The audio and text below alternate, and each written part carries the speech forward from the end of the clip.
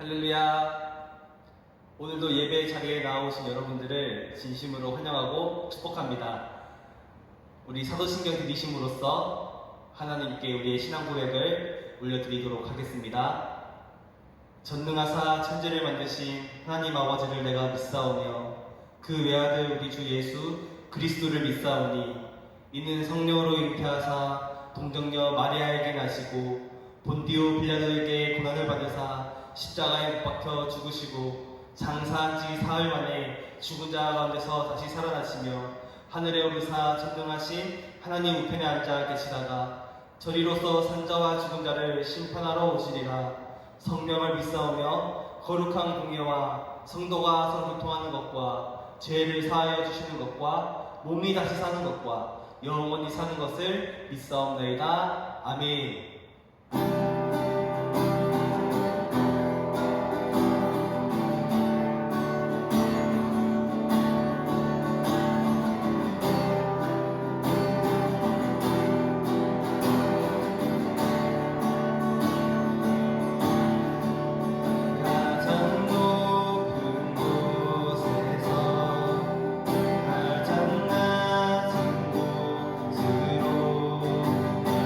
찾아오셨네.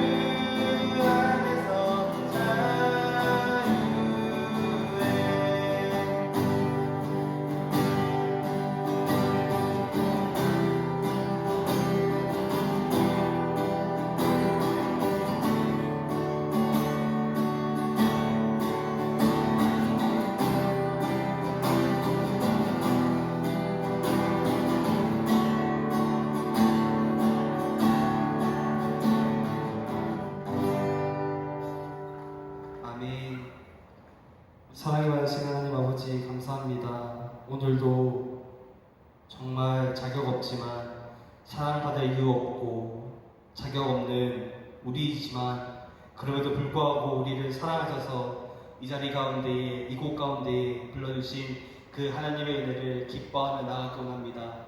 가장 높으신 곳에서 가장 낮은 이 땅 가운데에 찾아오셔서 우리를 위해서 대신 죽으시고 그 생명을 우리에게 허락하신 그 예수 그리스도의 놀라우신 은혜, 하나님의 그 십자가 사랑을 우리가 오늘도 계속해서 누리며 살아낼 수 있는 인생들이 될 수 있도록 하나님 함께하여 주시옵소서. 이 모든 말씀 살아계신 우리 주 예수 그리스도 이름으로 기도드렸습니다. 아멘.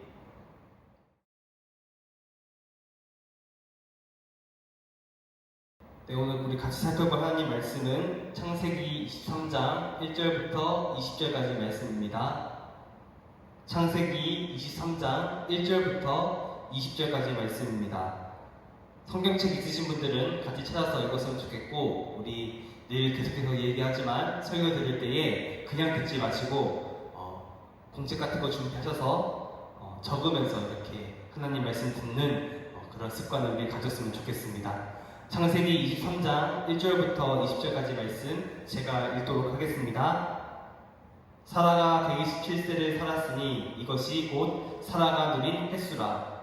사라가 가나안 땅 헤브론 곧 기럇 아르바에서 죽음에 아브라함이 들어가서 사라를 위하여 슬퍼하며 애통하다가 그 시신 앞에서 일어나 나가서 헷 족속에게 말하여 이르되 나는 당신들 중에 나그네요 거류하는 자이니 당신들 중에서 내게 매장할 소유지를 주어 내가 나의 죽은 자를 내 앞에서 내어다가 장사하게 하시오. 헷 족속이 아브라함에게 대답하여 이르되 내 주여 들으소서. 당신은 우리 가운데 있는 하나님이 세우신 지도자이시니 우리 묘실 중에서 좋은 것을 택하여 당신의 죽은 자를 장사하소서. 우리 중에서 자기 묘실에 당신의 죽은 자 장사함을 금할 자가 없으리이다. 아브라함이 일어나 그 땅 주민 헷 족속을 향하여 몸을 굽히고 그들에게 말하여 이르되 나로 나의 죽은 자를 내 앞에서 내어다가 장사하게 하는 일이 당신들의 뜻일진데 내 말을 듣고 나를 위하여 소알의 아들 에브론에게 구하여 그가 그의 반머리에 있는 그의 막벨라 굴을 내게 주도록 하되 충분한 대가를 받고 그 굴을 내게 주어 당신들 중에서 매장할 소유지가 되게 하기를 원하노라 하매 에브론이 헷 족속 중에 앉아있더니 그가 헷 족속 곧 성문에 들어온 모든 자가 듣는 데서 아브라함에게 대답하여 이르되 내 주여 그리 마시고 내 말을 들으소서. 내가 그 밭을 당신에게 드리고 그 속의 굴도 내가 당신에게 드리되 내가 내 동족 앞에서 당신에게 드리오니 당신의 죽은 자를 장사하소서. 아브라함이 이에 그 땅의 백성 앞에서 몸을 굽히고 그 땅의 백성이 듣는 데서 에브론에게 말하여 이르되 당신이 합당히 여기면 청하건대 내 말을 들으시오. 내가 그 밭값을 당신에게 주리니 당신은 내게서 받으시오. 내가 나의 죽은 자를 거기 장사하겠노라. 에브론이 아브라함에게 대답하여 이르되 내 주여 내 말을 들으소서. 땅값은 은 400세겔이나 이것이 나와 당신 사이에 무슨 문제가 되리이까. 당신의 죽은 자를 장사하소서. 아브라함이 에브론의 말을 따라 에브론이 헷 족속이 듣는 데서 말한 대로 상인이 통용하는 은 400세겔을 달아 에브론에게 주었더니 마므레 앞 막벨라에 있는 에브론의 밭, 곧 그 밭과 거기에 속한 굴과 그 밭과 그 주위에 둘린 모든 나무가 성문에 들어온 모든 헷 족속이 보는 데서 아브라함의 소유로 확정된지라. 그 후에 아브라함이 그 안에 사라를 가나안 땅 마므레 앞 막벨라 밭 굴에 장사하였더라. 마므레는 곧 헤브론이라. 이와 같이 그 밭과 거기에 속한 굴이 헷 족속으로부터 아브라함이 매장할 소유지로 확정되었더라. 아멘. 오늘은 하나님의 사람이 소유할 땅이라는 제목을 가지고 여러분과 같이 하나님의 말씀을 살펴보도록 하겠습니다. 우리가 지난 시간까지는 아브라함과 이삭의 이야기, 여호와 이레에서 하나님께서 아브라함을 시험하신 사건을 통해 이것이 아브라함의 개인적인 믿음을 확인하시고자 하신 하나님의 시험이었다는 것을 넘어서서 하나님께서 어떤 분이시고 이 사건을 통해 하나님께서 우리에게 보여주실 우리의 우리를 향한 구원의 계획이 어떻게 나타나게 되었는지에 대해서 살펴보았습니다. 즉 여호와 이레는 하나님이 아들 예수 그리스도를 희생하심으로 우리에게 구원을 주시기로 작정하시는 구원의 큰 그림을 미리 보여주신 예표라고 우리가 배웠습니다. 그렇다면 과연 오늘 이 본문을 통해서 하나님께서 우리에게 알려주시고자 하시는 바가 무엇인지 우리 한번 살펴보는 시간이 되었으면 좋겠습니다. 오늘 본문은 아브라함의 부인이자 이삭의 어머니인 사라의 죽음으로 시작합니다. 1절에서 2절 말씀을 잘 살펴보면 사라가 언제 죽었는지 그리고 어디서 죽음을 맞이했는지가 명확하게 나타납니다. 사라는 127세의 나이로 숨을 거두었습니다. 그리고 가나안 땅 헤브론이라고도 부르고 기럇 아르바라고도 부르는 곳에서 죽음을 맞이하게 됩니다. 어떻게 보면 아브라함의 인생의 동반자이자 127년의 삶을 함께 살아온 사라의 죽음은 아브라함에게 있어서 엄청나게 큰 슬픔으로 다가왔을 것입니다. 이런 사라의 죽음은 아브라함에게 있어서 슬픔이자 충격 그 자체였을 것입니다. 그렇기 때문에 아브라함은 사라를 위해서 크게 애통해했고 아파했을 것입니다. 우리말 성경에는 슬퍼서 애통했다라고 나와 있는데 이 말은 말 그대로 아브라함이 사라의 죽음으로 인해서 펑펑 울었다는 이야기입니다. 여러분도 가장 소중한 사람이 여러분의 곁을 떠나게 된다면 엄청난 슬픔이 찾아오게 될 것입니다. 그 중에서도 가장 가까운 가족이 죽게 된다면 그때 찾아오는 슬픔이란 말로 다 표현할 수 없을 정도이죠. 저 역시 사랑하는 가족의 죽음을 경험해본 사람으로서 이 슬픔을 너무나도 잘 알고 있습니다. 믿겨지지 않고 평생 함께 할 수 있을 것 같지만 사람에게는 누구에게나 찾아오는 가장 큰 슬픔이 바로 죽음, 그 중에도 가족의 죽음일 것입니다. 아브라함은 사라가 태어났을 때부터 그녀의 임종까지 모든 순간을 지켜보았던 사람입니다. 한순간도 떨어져서 지내본 적이 없던 그런 존재였죠. 그런 사라의 죽음 앞에서 아브라함은 펑펑 울었던 것입니다. 히브리 원어에서도 애통했다라는 단어의 원어는 바카라는 단어인데 이 단어는 큰 소리를 내며 펑펑 울었던 것을 표현하는 단어입니다. 아브라함은 이렇게 슬픈 상황 속에서 사라의 장례를 위해서 한 가지 결단을 하게 됩니다. 그것은 사라를 묻을 장소를 구하는 것이었습니다. 이것을 위해 해쪽 속의 사람들과 의논하게 됩니다. 사라가 죽었던 가나안 땅의 헤브론이라고도 부르고 기럇 아르바라고도 부르는 이 지역은 가나안의 헷 족속들이 살고 있던 지역이었습니다. 그렇기 때문에 그곳에서 장례를 치르고 사라의 시신을 안장하기 위해서 헷 족속의 사람들과 의논이 필요했던 것입니다. 우리 한번 4절 말씀을 함께 살펴보도록 하겠습니다. 4절 말씀 같이 읽어보도록 하겠습니다. 시작. 나는 당신들 중에 나그네요 거류하는 자이니 당신들 중에서 내게 매장할 소유지를 주어 내가 나의 죽은 자를 내 앞에서 내어다가 장사하게 하시오. 아멘. 여기서 아브라함은 자신이 헷 족속 사이에서 어떤 위치에 있는지 자신의 처지를 명확하게 하고 있습니다. 바로 자신이 가나안에 정착하여 살고 있는 헷 족속 사이에서 나그네이며 거류하는 사람이라고 소개하고 있는 것입니다. 이것은 아브라함이 공식적으로 이 기럇 아르바라고 하는 곳에서 살고 있는 주민이 아니라는 사실을 스스로 드러내고 있는 것입니다. 실제로 아브라함은 정착 생활을 하고 있던 것이 아니라 가나안 지역을 포함해서 이곳저곳을 떠돌아다니며 유목 생활을 해왔기 때문에 여전히 자신은 헷 족속들과 함께 기럇 아르바의 주민이 아니라 가나안 땅을 떠돌아다니고 있는 나그네라는 것을 드러내고 있는 것입니다. 그렇기 때문에 아브라함은 이 지역의 원주민이라고 해야겠죠. 원래 정착했던 주민이었던 이 해쪽 속 사람들에게 양해를 구하고 자신의 아내를 이 땅에 묻기를 원하는 것입니다. 여기서 해쪽 속 사람들은 아브라함에게 호의를 베풀며 말하고 있는 장면을 확인할 수 있습니다. 6절 말씀을 함께 읽어보도록 하겠습니다. 시작. 내 주여 들으소서. 당신은 우리 가운데 있는 하나님이 세우신 지도자이시니 우리 묘실 중에서 좋은 것을 택하여 당신의 죽은 자를 장사하소서. 우리 중에서 자기 묘실에 당신의 죽은 자를 장사함을 금할 자가 없으리이다. 아멘. 여기서 해쪽 속이 아브라함을 대하는 태도를 자세히 살펴볼까요? 가장 먼저 내 주여라고 말하고 있습니다.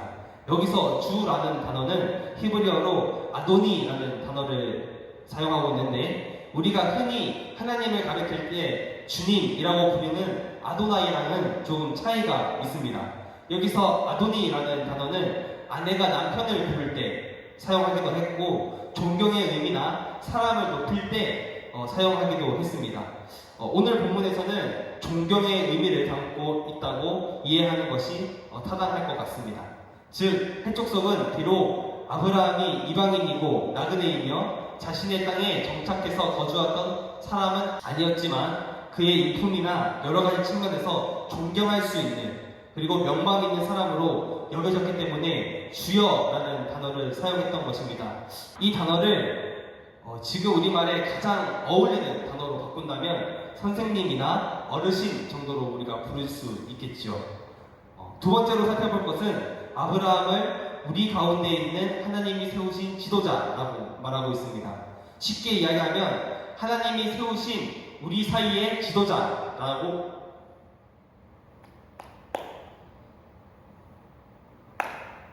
두 번째로 살펴볼 것은 아브라함을 우리 가운데 있는 하나님이 세우신 지도자라고 표현하고 있습니다.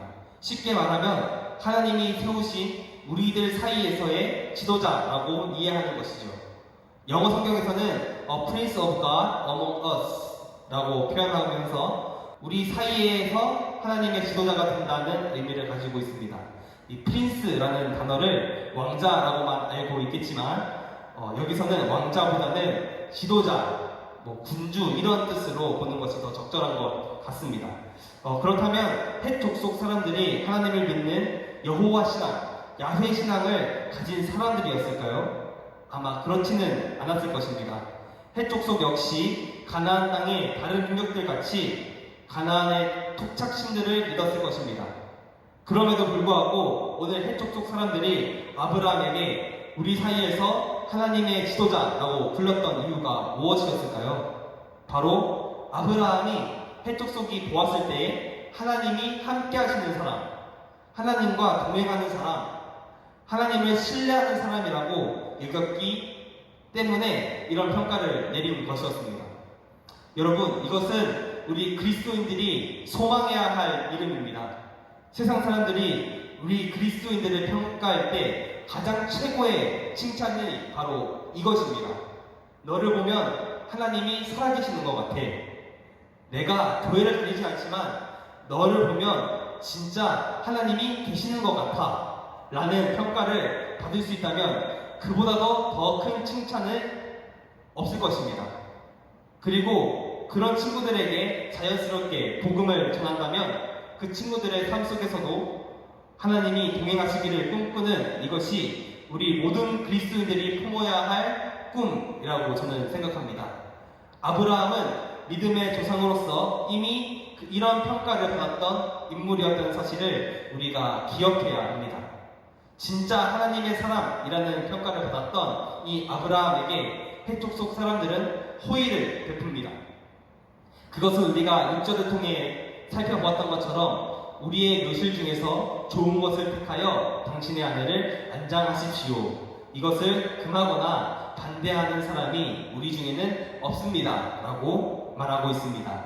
우리식으로 말한다면 해족 속이 가진 무덤들 중에서 가장 양지 바르고 터가 괜찮은 무덤들이 많이 있는데 그것들 중에서 아브라함이 골라 선택해서 아내를 안장하라는 말입니다. 이것은 해족 속 사람들이 아브라함에게 베푸는 큰 호의였을 것입니다. 그러나 아브라함은 그들의 호의를 거절하는 듯이 보입니다. 오늘 본문 7절에서 9절 말씀을 함께 읽어보도록 하겠습니다. 7절부터 9절까지 말씀입니다. 시작. 아브라함이 일어나 그 땅 주민 헷 족속을 향하여 몸을 굽히고 그들에게 말하여 이르되 나로 나의 죽은 자를 내 앞에서 내어다가 장사하게 하는 일이 당신들의 뜻일진데 내 말을 듣고 나를 위하여 소알의 아들 에브론에게 구하여 그가 그의 반머리에 있는 그의 막벨라 굴을 내게 주도록 하되 충분한 대가를 받고 그 굴을 내게 주어 당신들 중에서 매장할 소유지가 되게 하기를 원하노라. 아멘. 아브라함이 헷 족속들에게 부탁하고 있는 것이 무엇입니까? 일단 아브라함은 헷 족속 사람들로부터 아내 사라를 그들이 살고 있는 땅에 안장하는 것을 허락받았습니다. 그러나 아브라함은 헷 족속들이 소유하고 있는 무덤 중에 골라 아내를 안장하는 것이 아니라 다른 곳을 돈을 주고 사서 그곳에 아내를 안장하고 싶다고 말하고 있는 것입니다. 아브라함이 헷 족속 사람들에게 요구하고 있는 땅은 바로 헷 족속 중에 에브론이라는 사람이 소유하고 있는 막벨라 굴을 돈을 주고 살 테니 그 땅에 사라를 안장할 수 있도록 도와달라고 말하고 있습니다. 그리고 그의 태도는 매우 정중했습니다. 7절을 살펴보면 그들에게 몸을 굽히며 부탁하고 있는 모습을 보였을 정도였으니 말입니다. 그런데 10절 말씀을 잘 살펴보면 이 대화를 나누는 사람들 중에 막벨라 굴의 주인이었던 에브론이 있었다는 사실을 확인할 수 있습니다. 이 10절 이후로는 에브론과 아브라함 두 사람의 이야기가 진행됩니다. 에브론은 아브라함을 또다시 내 주여라고 높이면서 호의를 베푸는 듯한 모습을 볼 수 있습니다. 11절 말씀을 한번 같이 읽어볼까요? 11절 말씀 같이 읽겠습니다. 시작. 내 주여 그리 마시고 내 말을 들으소서. 내가 그 밭을 당신에게 드리고 그 속의 굴도 내가 당신에게 드리되 내가 내 동족 앞에서 당신에게 드리오니 당신의 죽은 자를 장사하소서. 아멘. 이 말을 곧이곧대로 들으면 아브라함이여 내가 그 밭도 당신에게 주고 그 속의 굴까지 내가 당신에게 줄 테니 우리가 보는 앞에서 당신의 아내를 안장하십시오 라고 들리며 아브라함이 요구한 막벨라 굴뿐만 아니라 그 굴이 속한 밭까지도 공짜로 주겠다고 말하는 것 같이 들립니다. 그런데 여기서 아주 잘 살펴보아야 합니다. 아브라함이 요구한 것은 에브론이 가지고 있던 밭 안에 있는 막벨라 굴만 아브라함이 돈을 주고 사겠다고 한 것이지 그 밭이나 그 나머지는 필요가 없었습니다. 그럼에도 불구하고 에브론은 그 밭까지 모두 공짜로 주겠다는 식으로 말하고 있는 것입니다. 이것은 마치 예를 들어 본다면 이것은 여러분이 휴대폰 매장에 휴대폰 케이스를 사러 들어갔다고 합시다. 분명히 내가 사고 싶은 것은 사과폰 케이스만 있으면 되는데 매장 직원이 고객님 제가 그냥 이 케이스도 드리고 이 새로 나온 신상 사과폰 12도 같이 이렇게 드리겠습니다 라고 말한다면 여러분은 어떻게 하시겠습니까? 거의 공짜 폰으로 준다는데 덥석하고 물어버린다면 여러분들은 흔히 말하는 호갱이 되겠지요. 분명 이 휴대폰 매장 직원에게는 무슨 꿍꿍이가 있을 것이라는 합리적인 의심을 해보아야 합니다. 이거와 비슷한 상황이 지금 아브라함에게 벌어진 것입니다. 에브론이 보인 호의는 사실 곧이곧대로 받아들일 수 있는 호의가 아니라 그 안에 무슨 꿍꿍이가 있었다는 것을 우리가 생각해 보아야 합니다. 이 이야기는 뒤에 또 자세히 나누도록 하겠습니다. 아무튼 에브론의 이런 호의적인 듯이 보이는 제안에 다시 한번 아브라함은 정중하게 헷 족속 사람들 앞에서 몸을 숙이고 다시 에브론과 대화를 이어갑니다. 아브라함은 에브론의 호의에도 불구하고 막벨라 굴을 돈을 주고 사겠다고 이야기합니다. 그리고 그 값을 지불한 뒤에 그 막벨라 굴에 아내 사라를 안장하겠다고 말하는 것입니다. 이렇게 에브론의 호의를 거절하고 아브라함은 다시 한번 그 땅을 돈을 주고 사겠다고 말하고 있습니다. 이에 드디어 라고 해야 될까요? 에브론은 본색을 드러내기 시작합니다. 우리 한번 15절 말씀을 읽어볼까요? 15절 말씀입니다. 시작. 내 주여 내 말을 들으소서. 땅값은 은 400세겔이나 그것이 나와 당신 사이에 무슨 문제가 되리이까. 당신의 죽은 자를 장사하소서. 아멘. 에브론이 아브라함에게 무엇을 요구하고 있습니까? 그 땅의 가격이 은 400세겔이라고 값을 부르고 있습니다. 아까 땅을 그냥 줄 것처럼 이야기하던 에브론이 드디어 본색을 드러낸 것입니다. 이 말을 쉽게 말하면 아브라함이여 이 땅의 가격은 은 400세겔입니다. 그런데 이게 저와 당신 사이에 무슨 문제가 되겠습니까? 그러니 이곳에 당신의 아내를 안장하십시오 라는 말입니다. 끝까지 호의를 보이는 것 같이 말하지만 사실 이것은 에브론에게 속내가 있었다는 것을 알려주고 있습니다. 고대 근동사회에서 토지 매매는 아주 중요한 문제였는데 그 땅을 소유하고 있는 사람은 조상 대대로 그 땅을 물려받는 것이었기 때문에 그 나름대로 의미가 있고 가치가 있는 것이었습니다. 그것을 파는 것은 매우 쉬운 결정은 아니라는 소리죠. 에브론에게 있어서도 마찬가지였을 것입니다. 그렇기 때문에 아마 아브라함에게 그 소유를 팔아서 빼앗기지 않고 제공만 해주는 선에서 해결하려고 했었지만 아브라함은 계속해서 그 땅을 돈을 주고 사서 아브라함의 소유로 만들려고 했습니다. 이에 에브론이 생각해낸 편법이 바로 막벨라 굴뿐만 아니라 그 주변의 밭을 포함해서 아브라함에게 판매하고 그 가격으로 은 400세겔을 요구한 것이었습니다. 그 당시 토지 가격이 지금과 많이 다르고 차이가 있는 것은 분명하지만 이 은 400세겔을 편의상 우리나라 돈으로 환산해보면 약 280만 원에 해당되는 돈입니다. 밭과 굴을 약 300만 원이나 되는 돈을 주고 산다면 그게 무슨 문제가 될까라고 생각할 수도 있지만 이것은 편의상 환산한 것이지 정확하지 않으며 성경 속에서 다른 예시를 통해서 본다면 확실히 무리한 돈을 요구하고 있는 것임을 알 수가 있습니다. 예를 들어서 다윗이 예루살렘 성전을 지을 터를 마련하기 위해서 오르난의 타작마당을 구입했을 때의 가격은 은 50세겔이었습니다. 다윗과 아브라함 사이에 많은 시차가 있었음에도 불구하고 막벨라 굴과 그것이 속한 주변 밭의 가격으로 오르난의 타작마당에서 지불한 돈의 8배인 은 400세겔을 받는 것은 확실히 무리한 돈을 요구한 것이라고 볼 수 있습니다. 에브론은 이 가격 정도 되면 아브라함이 그 땅에 대해서 포기하고 에브론이 말한 것 같이 그저 사라를 안장할 수 있는 것으로 제공만 하되 그 땅의 소유는 여전히 에브론이 될 수 있을 것이라고 판단했던 것입니다. 하지만 그럼에도 불구하고 아브라함은 엄청난 손해를 보고 흔히 말하는 호갱이 되면서까지 에브론의 요구를 수락하고 모든 사람이 보는 앞에서 계약이 성사되었던 것을 확인할 수가 있습니다. 결국 아브라함은 거금을 들이면서 막벨라 굴과 그 주변 땅을 아브라함의 소유로 구입하였고 사라를 그곳에 안장하는데 성공하는 장면을 통해 오늘 본문은 마무리를 짓습니다. 그렇다면 오늘 본문이 우리에게 주고 있는 교훈이 무엇인지 한번 살펴보도록 하겠습니다. 우리가 가장 중요하게 보아야 할 부분은 바로 아브라함이 막벨라 굴을 돈을 주고 산 것입니다. 사실 아브라함이 막벨라 굴을 사기 위해서 은 400세겔을 주고 샀다는 것은 이 본문에 그냥 읽다 보면 아브라함이 사라를 위해서 안장하기 위해서 막벨라 굴을 샀구나 라는 것으로 끝날 수 있습니다. 하지만 곰곰이 생각해보면 조금 이해하기 힘든 부분들이 많이 있습니다.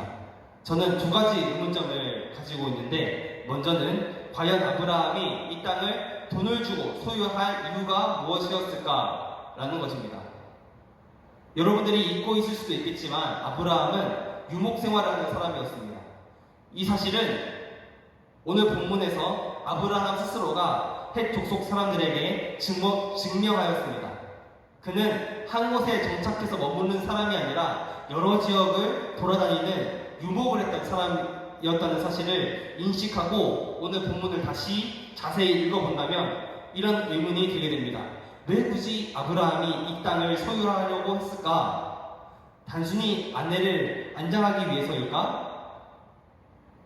이렇게 궁금증이 생기기 마련입니다. 왜냐하면 우리가 역사 공부를 해서 알 수 있듯이 유목민들은 정착 생활을 하는 사람들이 아니기 때문에 굳이 소유제를 만들 필요가 없습니다. 어차피 그곳에서 계속 생활하는 것이 아니라 때가 되면 떠나야 하기 때문에 땅을 소유하는 것은 어리석은 행동이었을 것입니다. 그럼에도 불구하고 아브라함은 그 땅을 아브라함의 명의로 삼았고 그곳에 사라를 안장합니다. 또 다른 의문점이 있다면 아브라함은 해족 속의 모든 호의를 거절하고 자신의 돈을 주고 막벨라굴을 사려고 했던 것입니다. 가장 처음 해족 속의 호의는 바로 해족 속들이 소유하고 있는 좋은 묘지에 사라를 묻을 수 있도록 했음에도 불구하고 아브라함은 이를 거절하고 에브론이 소유하고 있는 막벨라굴을 돈을 지불하고 사겠다고 말하고 있습니다. 또 이어서 에브론과의 대화에서도 에브론의 호의는 계속되는 듯이 보입니다. 에브론은 그냥 그곳에 사라를 안장하라고 말하고 있습니다. 그러나 은 400세겔이라는 거금을 드리면서까지 막벨라굴을 포함한 그 땅을 사게 됩니다. 그냥 아내를 안장하기 위한 목적이었다면 차라리 헷 족속 사람들이나 에브론이 제안했던 것처럼 하는 것이 아브라함에게 있어서는 경제적으로도 이익이었고 큰 무리가 없었을 것입니다. 그러나 아브라함은 그렇게 하지 않고 결국 에브론이 소유했던 막벨라굴과 그 밭을 거금을 들여서 구매하게 됩니다. 과연 아브라함의 의도는 무엇이었을까요? 오늘 이 두 가지 의문점을 동시에 풀 수 있는 키포인트가 있습니다. 그것은 바로 아브라함이 하나님의 언약을 기억했기 때문이라는 사실입니다. 사라의 무덤을 사는 것과 하나님의 언약이 무슨 상관이 있었을까요? 이 사실을 확인하기 위해서는 하나님께서 아브라함에게 약속하신 것을 우리가 다시 한번 기억해야 될 필요가 있습니다. 하나님이 아브라함에게 약속하신 세 가지가 있었는데 여러분들 다 기억하시나요? 네, 다 기억하실 것이라고 믿고 한번 살펴보겠습니다. 먼저는 아브라함에게 자손을 주시겠다는 약속을 하셨고, 또 그 다음에 그 아브라함 자손들이 정착해서 살아갈 적과 꿀이 흐르는 땅을 주시겠다고 약속하셨습니다. 그리고 마지막으로는 이 아브라함을 통하여 복의 근원으로 만들 것이라고 약속하셨습니다. 정리하면 자손, 땅, 복을 주시겠다는 약속을 하신 것이죠. 창세기 21장, 22장에 이르기까지 아브라함의 자손이 되는 이삭에 대한 이야기가 주를 이루었다면 오늘 23장의 말씀은 아브라함과 이삭의 자손들이 소유하게 될 땅에 대한 이야기입니다. 즉 아브라함은 가나안의 헤브론, 기럇 아르바라는 곳에서 사라의 죽음을 경험하고 사라를 안장할 곳으로 막벨라굴을 산 것은 단순히 아내를 매장할 곳을 산 것이 아니라 하나님의 약속대로 아브라함의 자손들이 이 가나안 땅을 소유하게 될 것이라는 믿음의 고백으로 막벨라굴을 샀던 것입니다. 그렇기 때문에 아브라함이 아내 사라를 묻어야 할 곳은 헷 족속들이 소유한 묘지가 아니라 아브라함이 소유한 땅의 묘지가 되어야 했고 철저히 그들과 구별되어져야 했으며 그 묘지인 막벨라굴은 에브론이 그냥 안장할 곳으로 제공하는 것으로 만족할 수 있는 것이 아니라 아브라함의 소유가 되어야 했던 것입니다. 그 결과 하나님의 사람이었던 아브라함은 하나님의 약속, 하나님의 언약을 기억했던 아브라함이 하나님께서 아들 이삭의 후손을 통해 하나님의 약속을 이어갈 것이고 그들이 소유할 땅이 바로 이 가나안 땅이라고 말씀하신 약속 또한 이루어질 것이라는 믿음이 있었고 그 믿음에 대한 반응으로 손해를 보고서라도 그 땅을 얻었던 것입니다. 나중에 이 막벨라굴에는 사라를 포함하여 아브라함, 이삭과 리브가, 야곱과 레아가 묻힘으로써 가족 묘지가 되었고 이후 실제로 에브론의 밭과 막벨라굴을 포함한 가나안 땅이 모두 이스라엘 백성의 소유가 되었으며 더 나아가 하나님의 자녀인 그리스도인들이 소유하게 될 땅, 하나님의 사람들이 소유하게 될 땅인 하나님의 나라를 바라보게 하는 예표가 되었음을 우리가 기억할 수 있어야 합니다. 말씀을 정리하도록 하겠습니다. 오늘은 사라의 죽음을 통해 아브라함의 사랑하는 아내 사라를 안장할 무덤을 헷 족속, 특별히 그 중에서도 에브론이라는 사람의 땅을 매입하는 이야기를 담고 있습니다. 헷 족속과 에브론 사람들의 제안들은 모두 거절하고 아브라함은 유목 생활을 하고 있었음에도 불구하고 처음으로 가나안에 자기 소유의 땅을 구매하고 그곳에 사라를 안장하였습니다. 그리고 아브라함을 포함한 아들 이삭과 리브가 손자 야곱과 레아가 막벨라 굴에 안정됩니다. 오늘 본문이 우리에게 알려주는 것이 무엇입니까? 단순히 아브라함이 사라를 위하여 거액을 들여 땅을 산 이야기가 아니라 하나님의 약속에 근거한 믿음이 나타난 사건임을 우리가 기억해야 합니다. 오늘 헷족속 사람들에게 하나님의 사람, 하나님이 보내신 지도자라는 평가를 받았던 우리의 믿음의 조상 아브라함은 이 사건을 통해 하나님의 언약이자 약속이었던 하나님이 그의 자손들에게 가나안 땅을 영원한 소유로 주실 것을 믿음으로 고백하며 막벨라 굴을 매입하였고, 이것은 단순히 무덤에 대한 이야기가 아니라 이후에 우리들이 소유하게 될 땅, 하나님의 사람들이 영원한 하나님의 나라를 소유하게 될 것이라는 큰 그림을 보여주고 있다는 사실을 우리가 기억했으면 좋겠습니다. 오늘 바라기로는 두 가지 사실을 여러분들이 기억했으면 좋겠습니다. 먼저는 여러분도 아브라함처럼 진짜로 하나님과 동행하는 삶을 살아감으로써 헷 족속이 아브라함을 하나님의 사람이라고 불렀던 것 같이 여러분 주변에서도 그런 이름으로 불릴 수 있는 진짜 그리스도인들이 되었으면 좋겠습니다. 또 다른 하나는 그런 그리스도인들이 소유하게 될 땅, 하나님의 나라를 소망하며 동시에 그 하나님의 나라를 살아갈 수 있는, 우리 주변을 하나님의 나라로 만들어가는 우리 중고등부 모든 지체들이 될 수 있기를 예수님의 이름으로 축복합니다. 아멘. 기도하고 마치도록 하겠습니다. 참 고마우신 주님 감사합니다. 오늘도 변함없이 우리가 주님의 말씀 앞에 또 나와왔습니다. 주님, 오늘 말씀처럼 우리가 소유하게 될 땅, 우리 그리스도인들이 소유하게 될 그 땅을 우리가 바라보며 소망하며 나아갈 수 있는 우리 지들 될 수 있도록 도와주시옵소서. 아버지, 또한 오늘 아브라함이 헷족속으로부터 하나님의 사람, 하나님의 지도자라고 칭찬받았던 것처럼 아버지, 우리 아이들과 우리 선생님들과 제가, 우리 모두가 정말 이러한 칭찬을 받을 수 있는 세상 사람들로부터 너를 보면 정말 하나님이 살아계신 것 같아, 나도 너를 따라 교회에 가고 싶어 라는 칭찬을 들을 수 있는 그런 그리스도인들로 성장할 수 있는 우리 모두 될 수 있도록 하나님 함께하여 주시옵소서. 이 모든 말씀 우리 주 예수 그리스도 이름으로 간절히 기도드렸습니다. 아멘.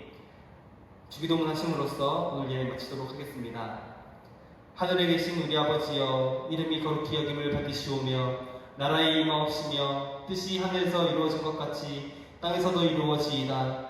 오늘날 우리에게 일용할 양식을 주옵시고 우리가 우리에게 죄 지은 자를 사하여 준 것 같이 우리 죄를 사하여 주옵시고 우리를 시험에 들게 하지 마옵시고 다만 악에서 구하옵소서. 대개 나라와 권세와 영광이 아버지께 영원히 있사옵나이다. 아멘. 네, 오늘 예배 이것으로 마치도록 하겠습니다. 한 가지 광고 드릴 것은 우리 요한복음 필사 잊지 않으셨죠? 다음 주까지 요한복음 필사 하셔서 전도사님한테 제출해 주시면 좋겠습니다. 사진으로 찍어서 직접 보내주셔도 되고 아니면은 전도사님 사무실에다가 놔두어도 될 것 같습니다. 여러분들 요한복음 필사하시면서 하나님의 은혜를 또 경험하고 또 요한복음을 통해서 우리에게 주시는 말씀이 무엇인지 깨달아 아는 귀한 시간 되었으면 좋겠습니다. 여러분들 또 이제 장마 기간이고 한데 다들 조심하시고